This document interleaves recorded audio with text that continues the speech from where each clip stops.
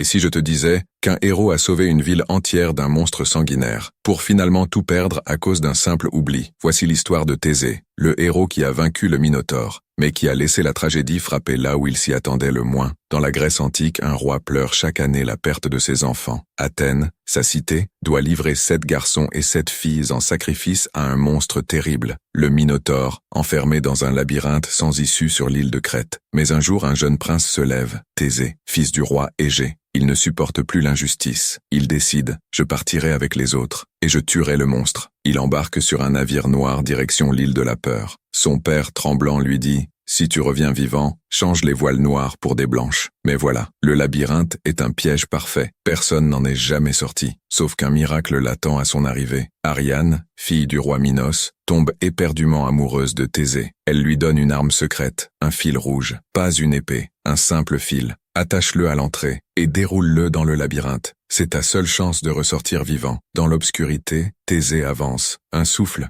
une odeur de chair. Le Minotaure apparaît, mi-homme, mi-taureau, immense, sauvage, inhumain. Un combat brutal s'engage, et contre toute attente, Thésée terrasse la bête. Le monstre est mort. Il suit le fil, il retrouve la lumière, il prend Ariane avec lui, ils quittent la Crète ensemble. L'amour, la liberté, le triomphe. Mais, sur l'île de Naxos, alors qu'Ariane dort paisiblement, Thésée prend une décision qu'aucun mythe n'a jamais pardonnée. Il l'abandonne, sans un mot. Il repart, seul. Pourquoi? Les versions divergent. Certains disent que les dieux l'ont ordonné, d'autres qu'il avait peur, ou qu'il ne l'aimait plus. Mais le fait est là. Ariane pleure. Thésée fuit. Et dans sa fuite, il oublie. Il oublie de changer les voiles. Il oublie la promesse faite à son père. Et lorsque le roi Égée aperçoit à l'horizon les voiles noires, il croit son fils mort. Et, désespéré, il se jette dans la mer. Depuis ce jour, cette mer porte son nom, la mer Égée. Thésée a vaincu le monstre, mais il n'a pas vaincu l'orgueil, l'oubli, la trahison. Et parfois, ce ne sont pas les monstres qui tuent les héros, mais leur propre choix.